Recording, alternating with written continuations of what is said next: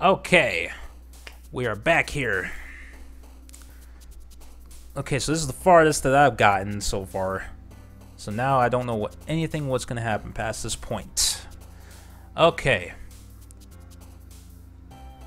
Let's do Effulgent. Insight. Fickle. Frightening. Kawaii. Misfortune. Oh, damn it. Infinite. Infinite. It's all the same words again. Embrace. Ah, damn it. Intellectual. Vertigo.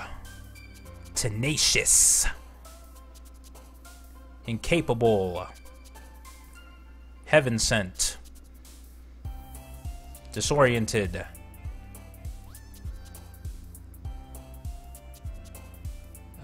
Captive.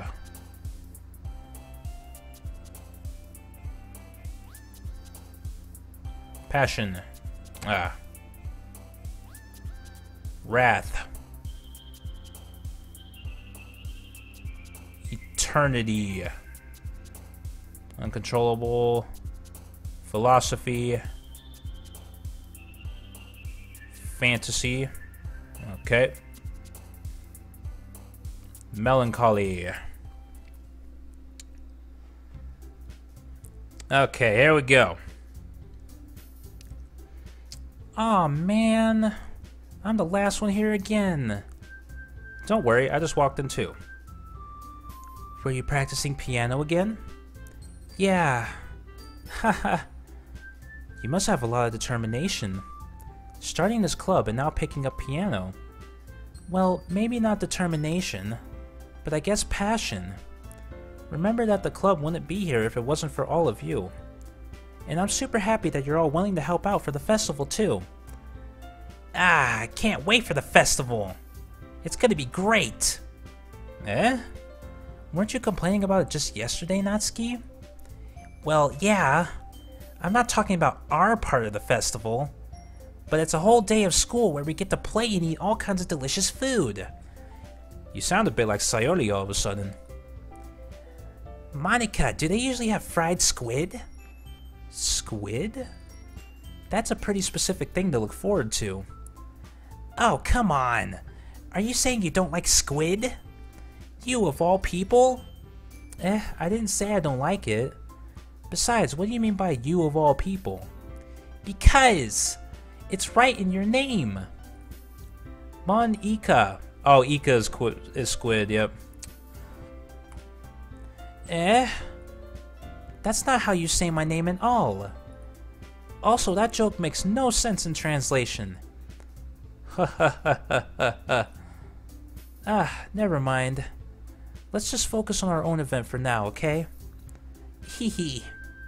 Fine, fine. Your reactions aren't as fun as Yori's or Sayori's anyway. Excuse me? Where is Sayori anyway? Oh, there you are. Sayori is sitting at a desk in the corner of the room looking down at nothing. I walk over to her. Hey, Sayori. I wave my hand in front of her face. You're spacing out again. Hee, sorry. Don't mind me. You can go talk to everyone else. Huh? Is everything alright? Of course! Why wouldn't it be? It just feels like you're a little off. Sorry for assuming things. Geez, you worry too much about me. I'm fine, see? Sayori shows me a big smile. Don't let me distract you from having fun with everyone. Well, alright. If you say so. I worriedly glance at Sayori before turning back toward everyone else. But the conversation has already dispersed, with everyone back at their usual activities. Maybe I should ask Monica if she's noticed anything about Sayori recently. Since they've been preparing for the festival, they must be spending a lot of time together.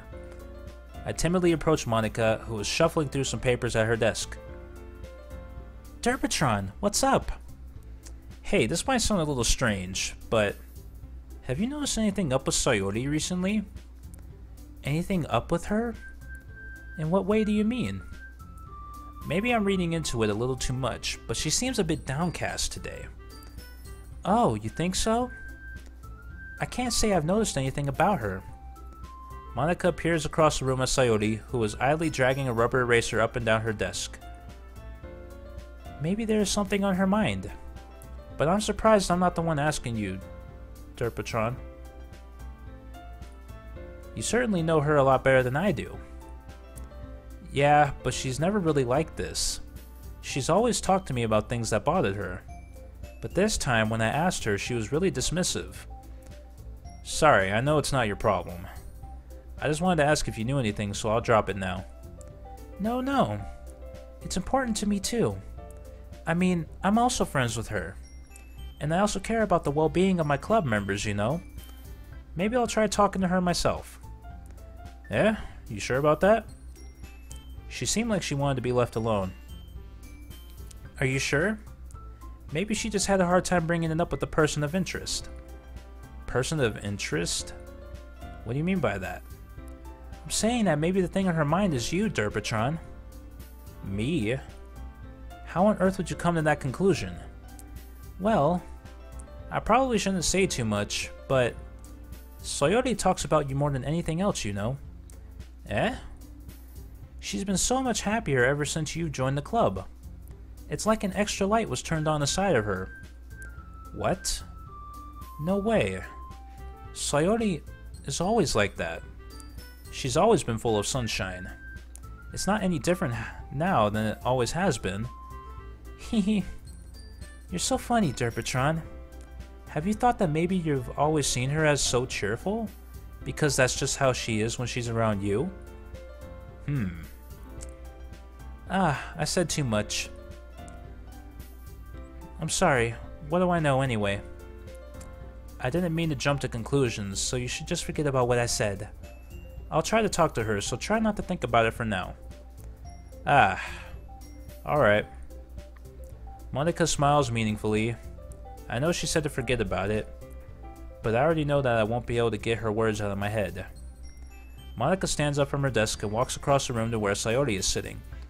I watch her kneel down next to Sayori and gently talk to her, but she's keeping her voice so quiet that I can't hear her from here. I sigh and sit myself down. I know Sayori told me not to worry about her and to have fun with everyone else, but that's impossible to do when she's behaving like this. Exactly how much do I care about her that I'm letting this weigh me down so much? Now it feels like I'm the one behaving out of the ordinary. But there's nothing I can do besides wait for Monika. Why does it feel like I'm being watched? I glance around the room.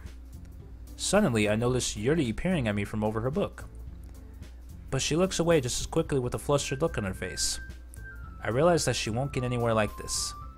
I've never really seen Yuri approach anyone or start a conversation on her own accord, so I have no choice but to approach her myself.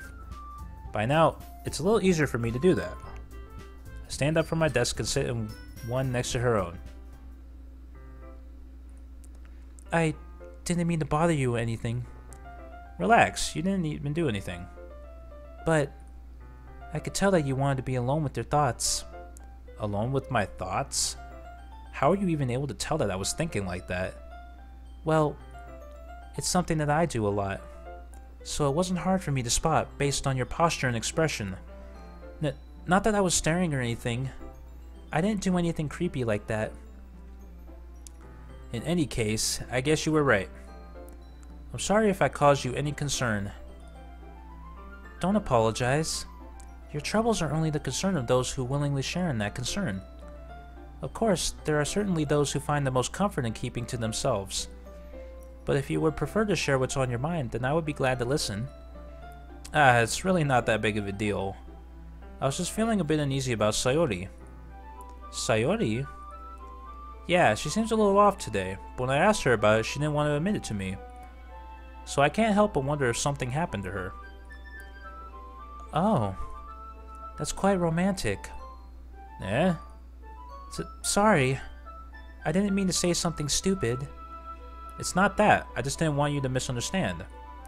Sayori and I have just been friends for a long time, that's all. I see. Then perhaps it is unusual for her to be dismissive to you about her feelings. Or maybe I'm just reading into it a little too much. Derpatron. I can't even take that shit seriously. The world is full of meaning, often hidden deep beneath plain sight. And there are many untold mysteries behind every person, no matter how well you may know them. Ah, so you think that there might be something behind it after all? I think that Sayori is a very complex person. Her mannerisms on the outside don't always match what may be going on inside her head, and she may not always know what she wants. I noticed her strange behavior today too, and I also feel some concern for her.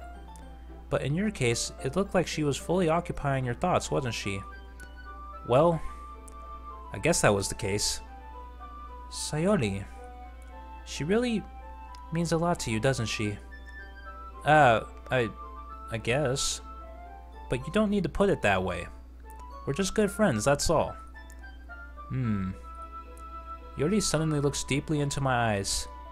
Her expression is gentle and curious, as if she was searching for something. Embarrassed, I avert my gaze.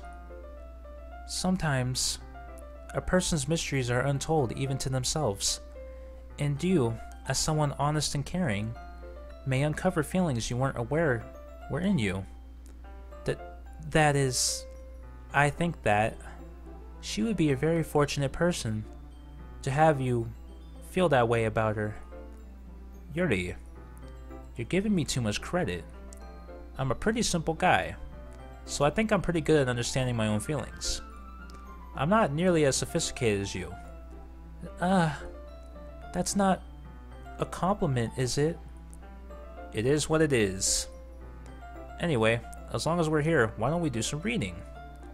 Well, as long as you're okay with it. Yeah. I should be taking my mind off this whole thing anyway. Okay, everyone. After some time passes, Monica calls out to the club room. Why don't we share our poems now? Before I know it, everything is back to normal. Everyone goes to retrieve their poems and I do the same. I make eye contact with Monica and she smiles at me. I wonder what she was talking about with Sayori. Who should I show a poem to first? Okay, we'll start with Yuri. Derpatron. Your writing has only improved in these last few days. Every poem you show me has been nothing short of spectacular. I can really feel the emotions. I'm a little envious even. I don't think it ever came to me this naturally. Yuri, that's the wrong way to put it. This never did come naturally to me. But I've been able to improve so much thanks to you. You're really the example I was chasing after. Is that so? Yuri gently smiles to herself. This feeling. I'm so glad I got the chance to share my writing. I never thought it would feel like this. I remember you mentioning that yesterday. I can't believe that you're so good at something and you've never even shared it with anyone. It's kind of a shame. Maybe, but it's not like I really had a choice. What do you mean? Well, Yuri smiles sadly. Derpatron, during lunchtime, I eat by myself. Did you know that? It's a great time to find a quiet spot and do some reading. In fact, I always have some books with me. You could say I really enjoy reading. Well, that's one way to put it anyway. But books are so full of amazing and inspiring people. People you want to fall in love with, or people you just know would make a really good friend. Cheerful people who always put a smile on your face, or deep thinkers and problem solvers who discovers the mysteries of life. So when you look at it that way, I'm surrounded by friends every day. You know? And those friends don't laugh at me. They don't tease me for spacing out all the time. They don't make fun of my body type. And they don't hate me for acting like a know-it-all. People say that about you? I'm not a know-it-all, Derpatron. It's the opposite. I don't know anything. I don't know how to talk to people. I don't know how to make people see me as normal. I don't even know how to make myself happy. I have all these feelings, and all I could do with them is read and write. But it wasn't until now that I started sharing it with you that I really understood what was missing all this time. But I haven't really done anything. No, that's wrong. Just being patient and respectful. That's really important to me. I know I'm a difficult person, Derpatron. The serious moment just ruins it when she says my name. Like, I still find that funny. I speak too slowly. I second guess myself all the time. I read too deeply into things. But every time, you've always treated me just like anyone else.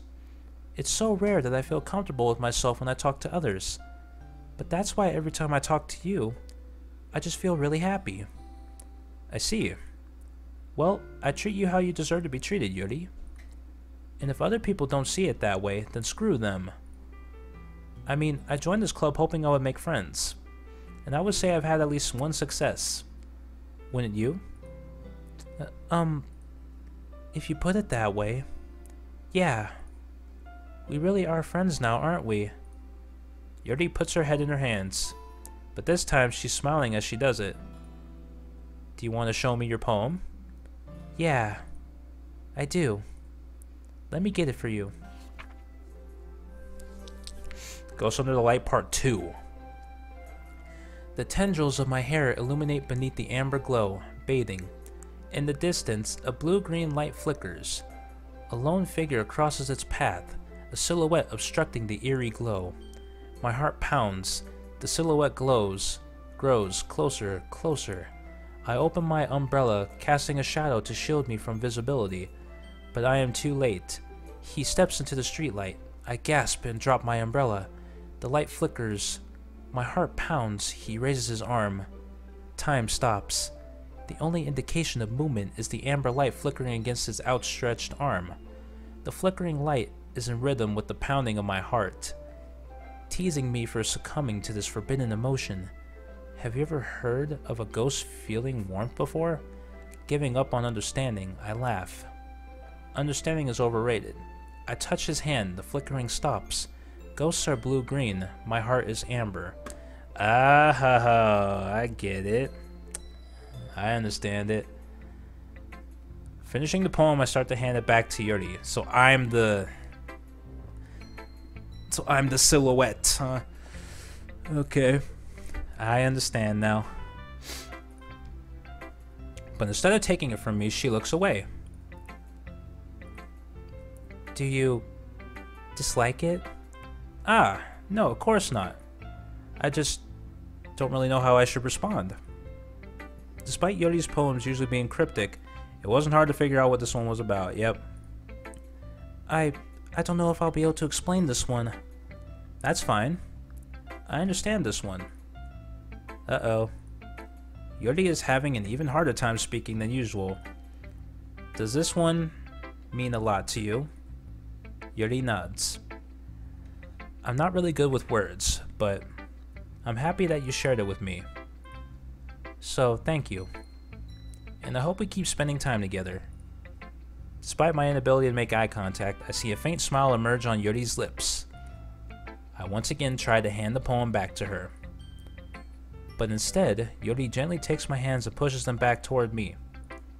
I hesitate in response to her warm touch. You can... The poem is... Once again, Yuri fails to form a complete sentence. You mean I can keep it? Yuri nods. I'd love to. Again, Yuri faintly smiles as if she doesn't want me to notice. You always make me feel nice. I know I'm not good with people, but I hope that I can return the favor sometimes. Yeah, don't worry. I think you do a good job. Yuri finally turns back toward me. I guess we should move on before Monica says something, but I'm sure we can talk again later. Yeah, I'm sure we will. With that, Yuri timidly smiles at me and I return to my seat so I can put her poem away. Natsuki. Is Natsuki even gonna bother with it this time? Because she didn't bother with the second one. Let's find out. Yeah, no thanks. You didn't even... Next. Yep, she didn't even bother.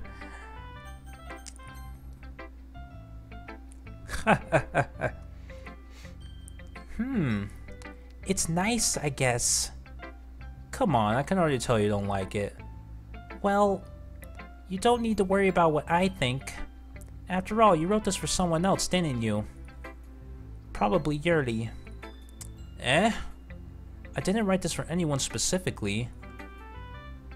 Maybe. That's not really what I meant, though.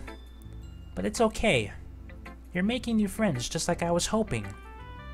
That makes me really happy. And you're happy too, right? In this club? Well, of course I am. Good. That's all that matters to me. Thank you, Derpatron. Sayori, is there something wrong?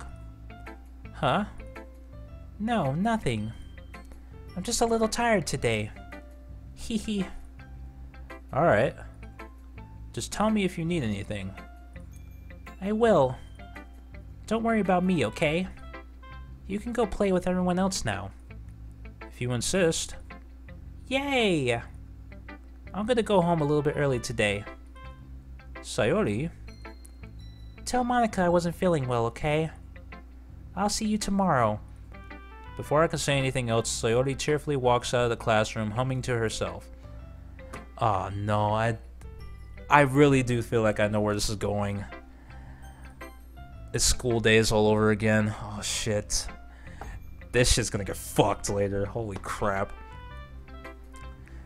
Hi, Derpatron. Have you thought about what you wanted to submit to perform at the festival? Well, being in this club is one thing, but performing in front of a bunch of people, I'll have to give it some more thought. Okay, no pressure. But whatever you do, I'm sure it'll turn out great. It would also make me happy to see you. Anyway, let's take a look at today's poem. Sure. I let Monica take the poem I'm holding in my hands. Your style's gotten so refined, Derpatron. Yuri's been teaching you a lot of things, hasn't she? Well, I guess so. Yeah, I've been noticing how much time you spend with her. I think I've heard her say more words these past couple days than she's talked in the whole year. Not sure how you did it, but that's pretty impressive. Well, she just needs some patience and a way to talk about all the things in her head, I guess. I'm still getting the hang of it myself. You're certainly putting in a lot of effort. You must really like her. That's... It's awfully suspicious, you know. Spending time with her in the club room every day. Reading that edgy novel with her. Well, I just feel bad that she has a hard time socializing. It makes me want to make sure she doesn't spend all her time alone. Besides, the novel isn't too bad either, you know? Alright. I get you. Just be careful, alright? I know that Yuri isn't used to opening herself up. So if something bad happens while she's vulnerable, then it could be really hard for her. Her books aren't a total escape from reality. They're just a bandage. You say that like I'm going to hurt her. Sorry, I didn't really mean that. If anything, she might accidentally hurt herself. Anyway, I'll share my poem with you now, alright? Alright. The Lady Who Knows Everything.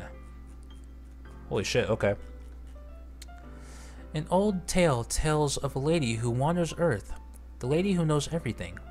A beautiful lady who has found every answer, all meaning, all purpose, and all that was ever sought. And here I am, a feather, lost adrift the sky, victim of the currents of the wind. Day after day I search with little hope, knowing legends don't exist. But when all else has failed me, when all others have turned away, the legend is all that remains, the last dim star glimmering in the twilit sky.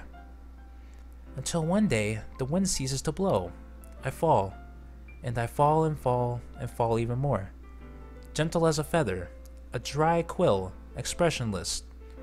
But a hand catches me between the thumb and forefinger. The hand of a beautiful lady. I look at her eyes and find no end to her gaze.